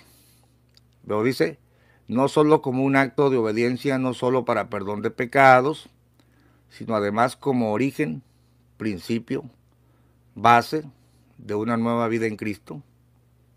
Antes se manejaba la fecha del 18 de julio de 1943 como la fecha de la restauración de la Iglesia Luz Mundana o de la Iglesia Universal, dicen ellos, ¿no? Ahí empezó la restauración. Se manejó y se conmemoró el 18 de julio de 1943. Pues como la chimotrufia, ¿no? Yo como digo una cosa, digo otra. Imagínate tú al apóstol Pablo diciendo, iba yo por el camino a Damasco cuando de repente me rodeó una luz del cielo y una voz me hizo caer en tierra y me dijo, Saulo, Saulo, ¿por qué me persigues? Y escribiera su epístola, ¿no? O ahí en el libro de Hechos. Pero de repente mandara una carta a los Corintios. Ah, figúrense que siempre no era el camino a Damasco. Era camino a Jericó cuando iba y luego iba solito, no iba nadie conmigo, nadie se dio cuenta de la visión y me tumbaron a tierra. Y no se llamaba Ananías, se llamaba Marcos el que me habló. Óigame, tú no puedes estar cambiando lo que te pasó.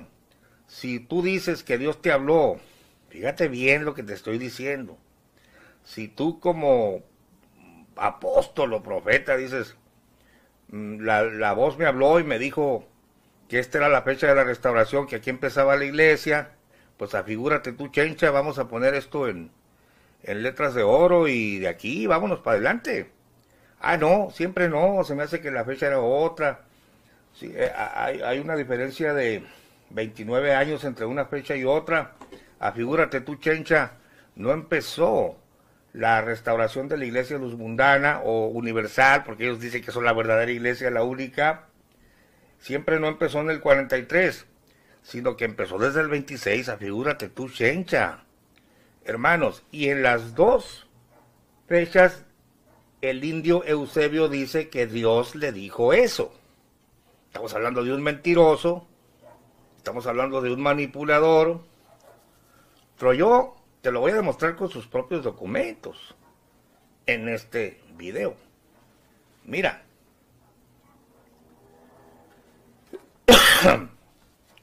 En primer lugar, el Elías iba a restaurar todas las cosas. Voy a citarte las cartas de Samuel Joaquín, el hijo del supuesto restaurador, el Elías, que para los luzmundanos el Elías que había de venir es Aarón Joaquín González, el indio Eusebio.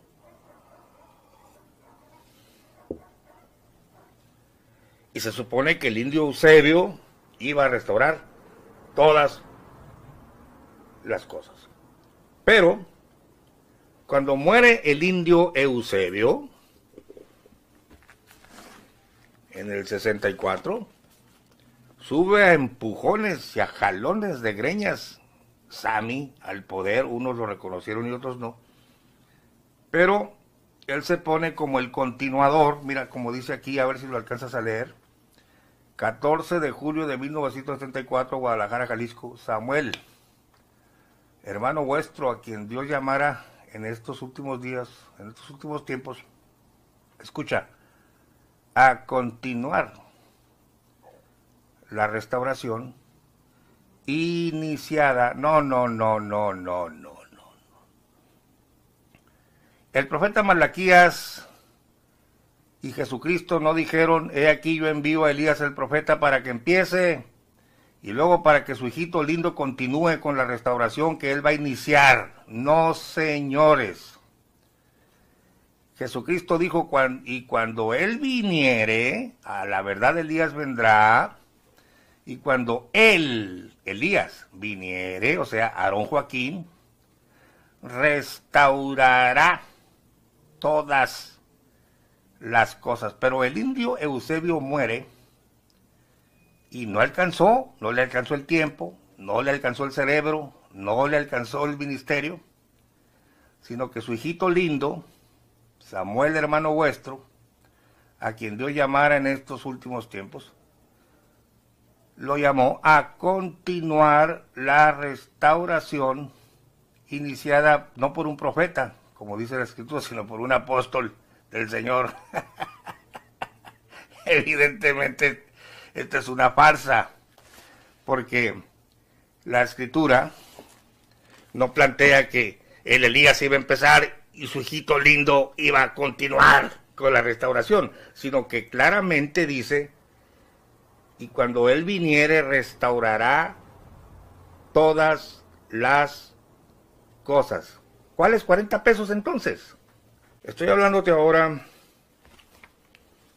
del libro La Luz del Mundo, breve historia de la restauración de la primitiva iglesia cristiana. Fíjate bien el título. Precisamente el título es el tema que estamos tratando, la luz del mundo.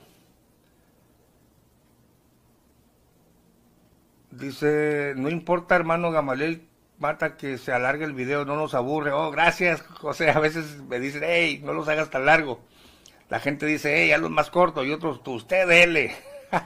Bueno, la luz del mundo. Breve historia de la restauración de la primitiva iglesia cristiana. ¿Quién escribió este libro? Los sabios de ese entonces. ¿Quién?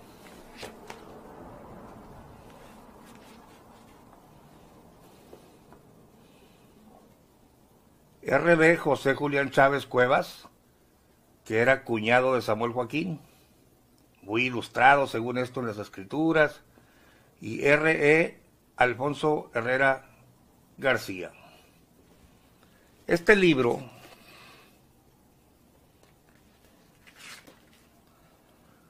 se escribió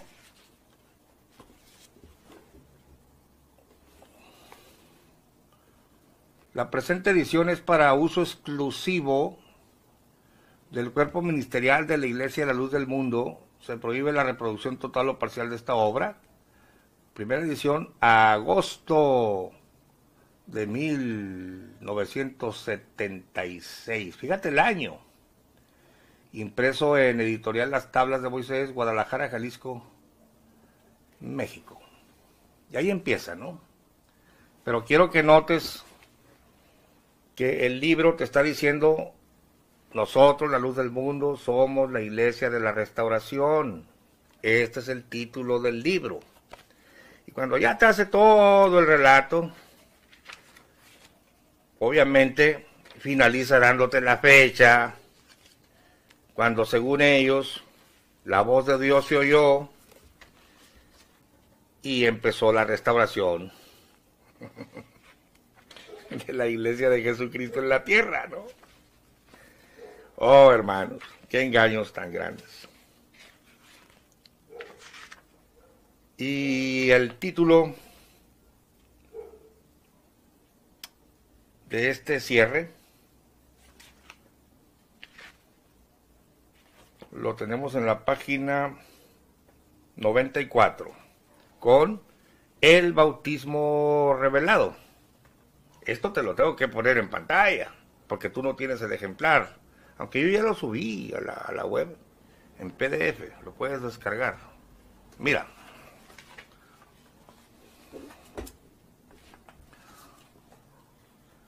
El bautismo revelado. Aproximadamente al finalizar el primer tercio de 1943, estando el hermano Aarón durmiendo en su lecho, oyó una voz que le decía, la hora es. ¿Por qué te detienes? levántate y lava tus pecados, invocando mi nombre. Haciendo historia sobre este mensaje que se narra a continuación, recordamos que en esta etapa la iglesia se encontraba en continua oración al Señor, manifestándose diferentes sueños en distintos lugares, donde ya estaba la iglesia del Señor, Tampico, Veracruz, México. Fíjate, ya estaba. Ya estaba sin estar restaurada, pero ya estaba. Eran sueños referentes a bautismos, lo cual a ellos les causaba asombro, pues decían unos a otros, ¿por qué será si ya todos somos bautizados? Esto sucedió poco después de la rebelión del 42. Fue cuando Chema dijo, tú violaste a Idea Velar y no vamos a permitir que te estén alabando a ti con cantos, ¿no? Y se separa la iglesia del Buen Pastor. Esto ya lo hemos visto. Con incertidumbre por estas declaraciones de Dios, contaban a sus compañeros los sueños que Dios les daba, hasta que por fin, llegándose el tiempo dispuesto por Dios a su siervo, conforme a Amós, capítulo 3, o sea, es un profeta el hombre, pues, versículo 7, porque nada hará el Señor sin que lo revele a sus siervos los profetas. Escucha bien, fue en las primeras horas del día, de un día bendito, fíjate bien, un día bendito, de ese año de 1943, que Dios quiso de nuevo volver a comunicarse para hacer conocer su voluntad en la tierra, descubriendo la base en que afirmaría la roca que es Cristo, en esta lluvia tardía. O sea, ellos son los buenos, pues.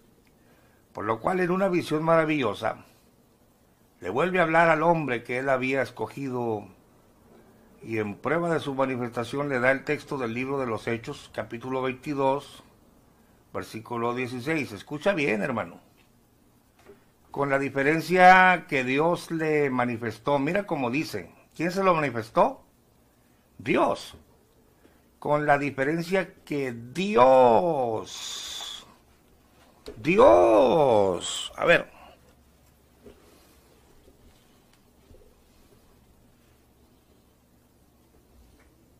Dios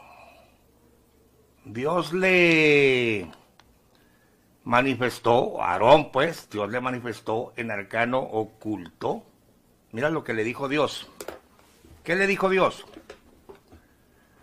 La hora es de la restauración de la primitiva iglesia cristiana.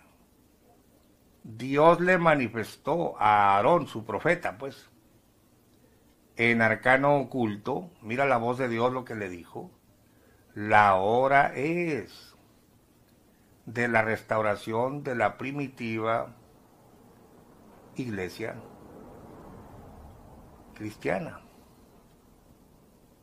en 1943. Ah, no, pero ahora cantan un 6 de abril la voz se oyó del año de 1926, o sea, 29 años atrás, que diera inicio a la restauración. Bendita la voz que dijo, tu nombre será Aarón. Y luego dice, bendita fecha que diera inicio. No, señores. No. Dio inicio en el año de 1943, según el libro de ellos, cuando Dios le dijo a Aarón, la hora es de la restauración de la primera iglesia, perdón, de la primitiva iglesia de Cristo. El hermano Aarón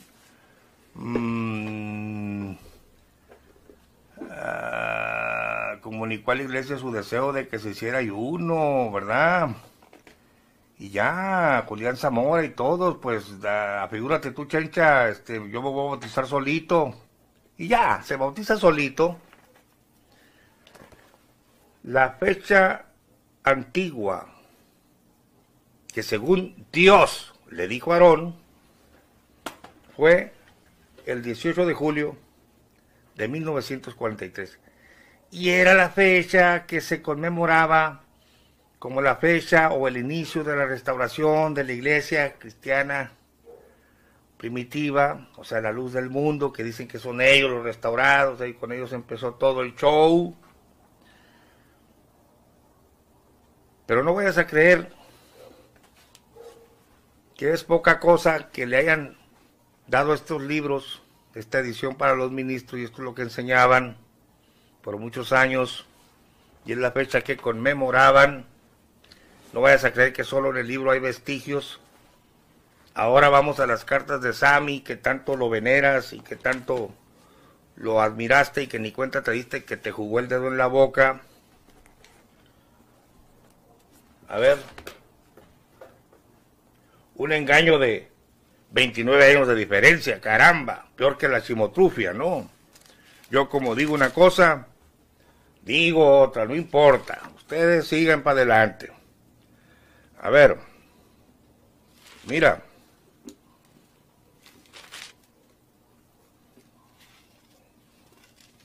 esto es muy importante. Ahora te voy a leer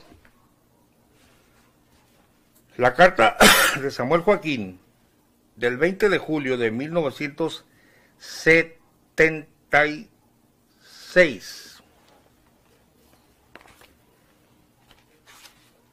Este libro se escribió en agosto de 1976.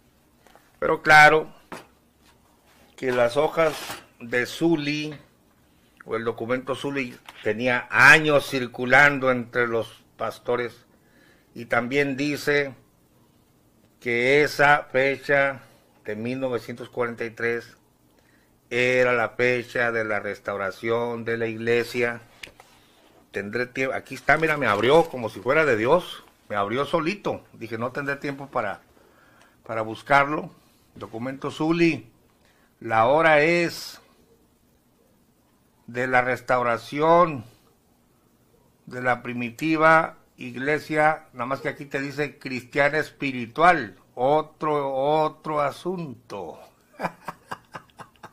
que ya lo hemos explicado, pero ambos documentos dicen, fíjate cómo aquí todavía es más enfático el asunto de que Dios le habló. Mira, fue en las primeras horas del día antes del amanecer, que un día bendito, es un día bendito pues, de ese año, 1943, que Dios quiso de nuevo volver a comunicarse a la tierra para hacer conocer su voluntad, descubriendo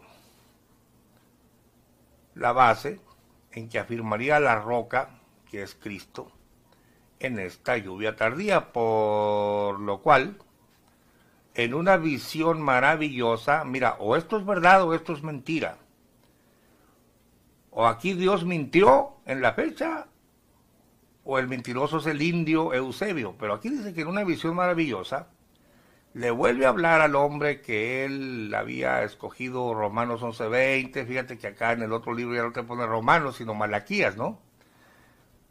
Amós, no hará nada, dice, y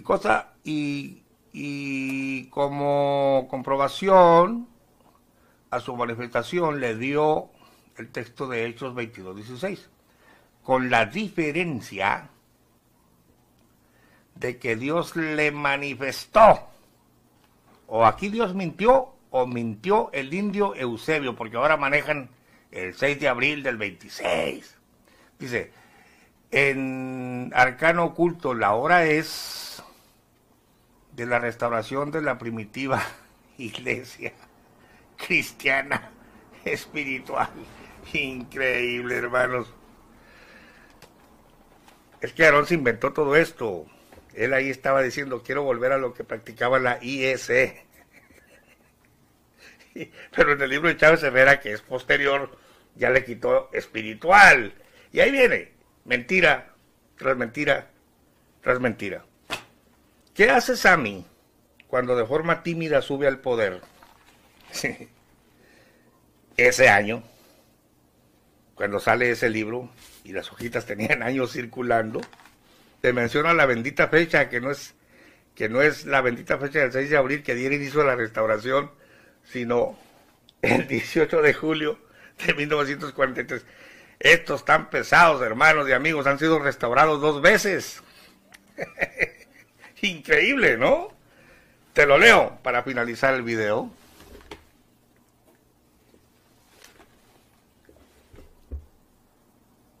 ...20 de julio de 1976... Guadalajara, Jalisco. Samuel, llamado por Dios para continuar la obra de restauración. Ya dijimos que Jesucristo no dijo: Elías vendrá y restaurará una parte de las cosas y su hijito lindo va a continuar con la obra de restauración, y cuando se muera su hijito lindo seguirá su nietecito lindo. No, señor, no.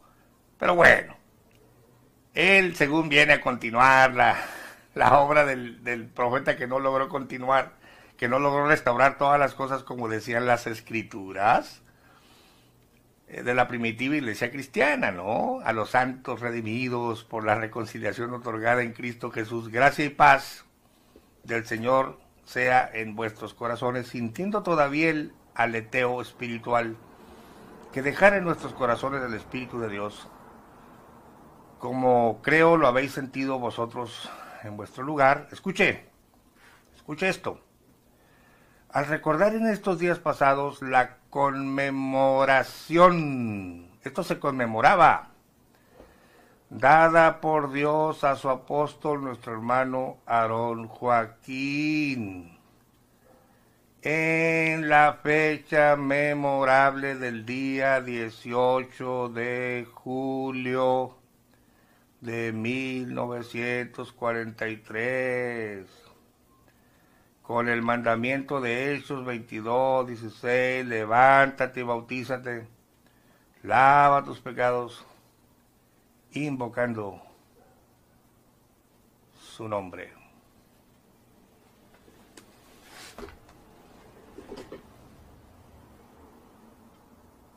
Siento el deseo de comunicaros que fuimos visitados por Dios y bla, bla, bla, bla, bla, bla, bla. Pero Sammy está recordando la conmemoración dada por Dios a su apóstol,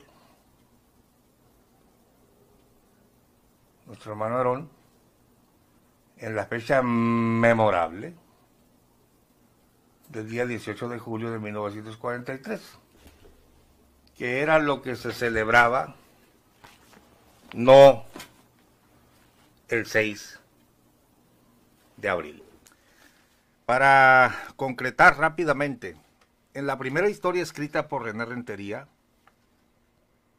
se ve a un Eusebio que hasta 1945 se da cuenta que es apóstol. Esto lo puedes ver en la página 233, cuyo título dice: Un nuevo apóstol. En el año de 1942 fue un año difícil. Amarguras y sinsabores templaron aún más el carácter del hermano Aarón.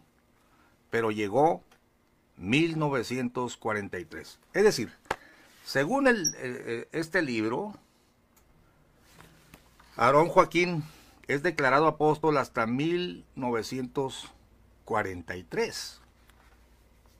Después de tener una visión, fíjate bien, te lo voy a poner aquí, vamos a ver si lo alcanzas a ver. Puedes leer aquí: un nuevo apóstol.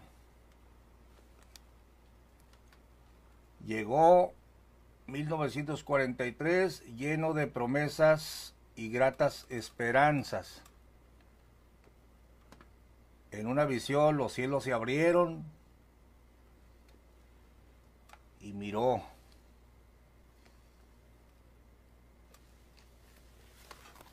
Miró visiones de los cielos Y en concreto le dice la visión: Aarón, la hora es llegada. Levántate y bautízate, invocando mi nombre. Se sintió transportado, etcétera, ¿no? La visión desaparece.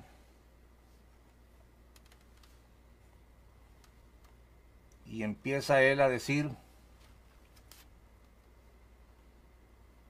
había sido llamado por Dios, probado por Dios, guiado por Dios, y ahora su bautismo también había sido ordenado por Dios.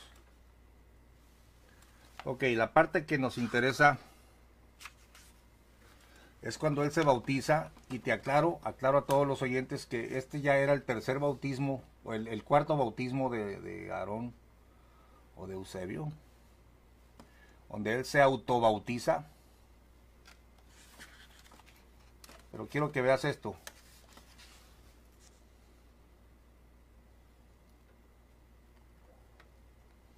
Dice: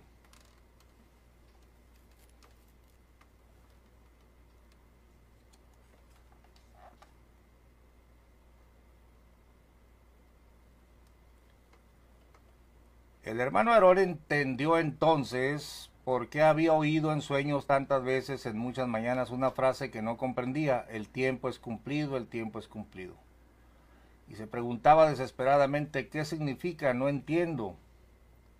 Hoy estaba claro, interpretó la validez del bautismo en toda su dimensión. No significaba solamente un acto de obediencia ni un símbolo de perdón de pecados. Este bautismo era origen, principio, base, fundamento, del cual dependía el cimiento del edificio espiritual que él había construido. Escuche bien, hoy se autorizaba. Yo le puse una nota porque ahí le insertaron en la edición corregida unas frases diferentes. Qué éxtasis lo invadió, qué emoción inenarrable. Dios le dijo: bautízate invocando mi nombre. Era una frase singular que solo corresponde a un linaje, a una jerarquía espiritual, a un apóstol. Y él había recibido esa orden.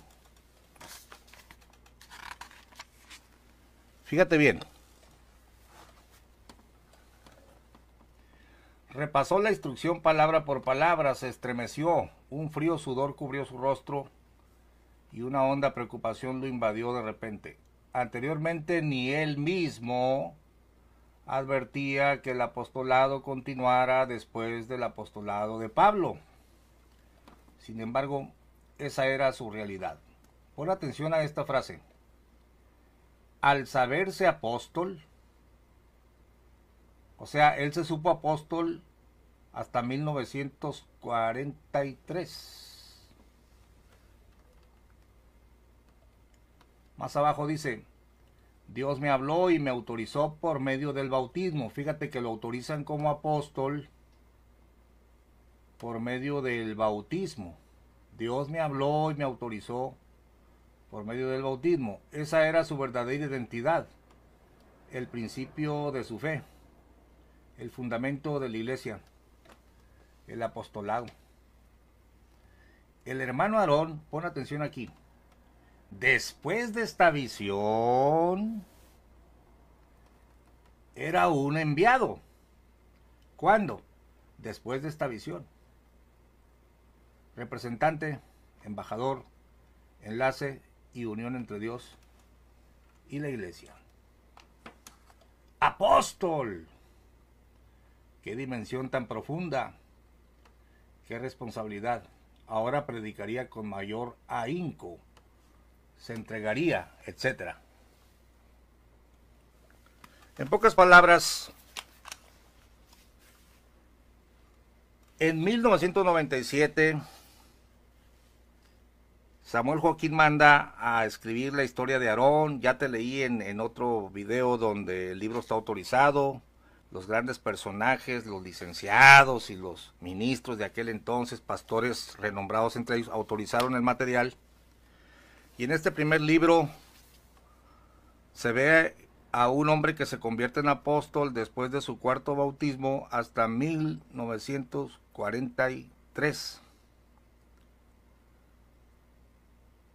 Pero la doctrina de la elección se fue modificando, fue tomando forma.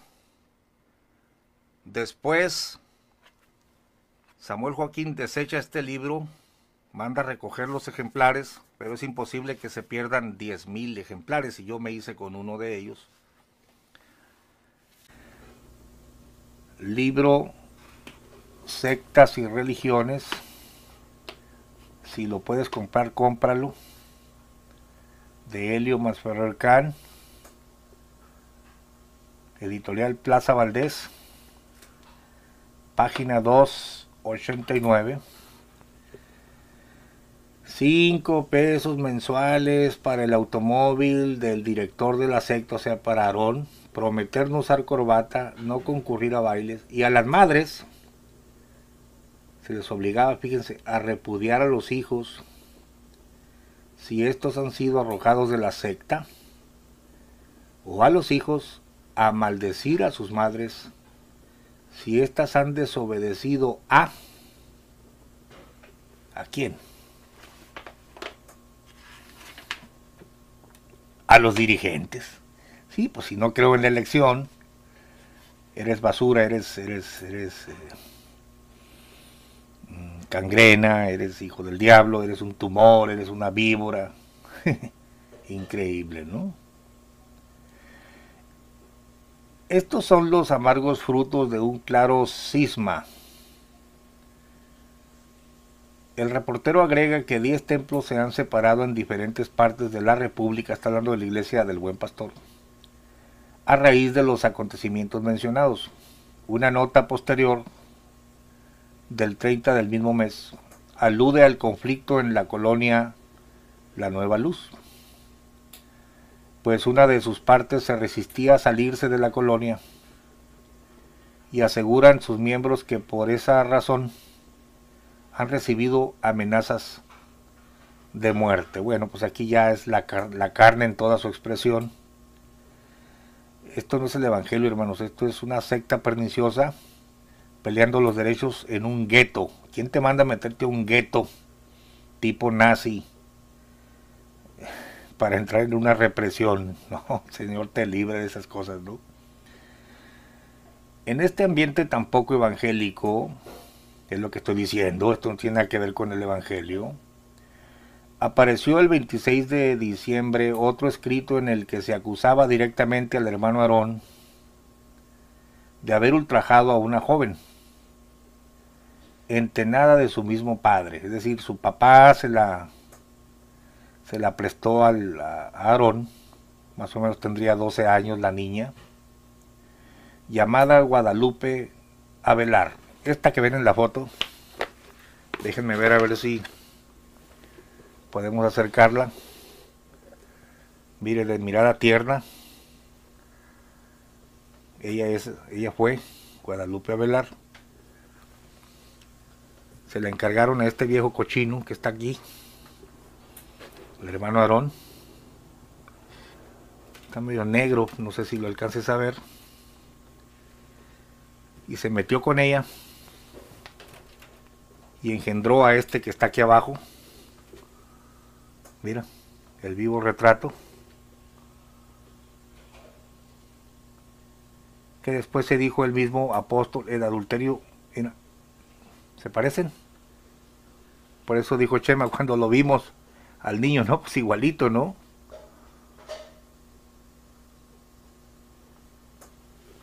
Repito, a mí que me interesa que este señor se haya metido con la muchacha. Bueno, si hubiera vivido en ese tiempo, pues viejo cochino, le hubiera dicho, arrepiéntase de sus maldades, ¿no?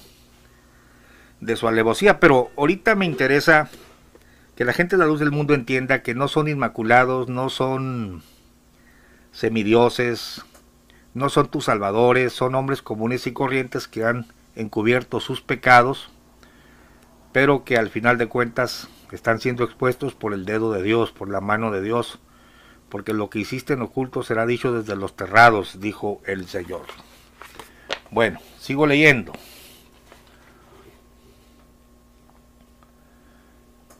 Acusaban al hermano Aarón de haber ultrajado a una joven.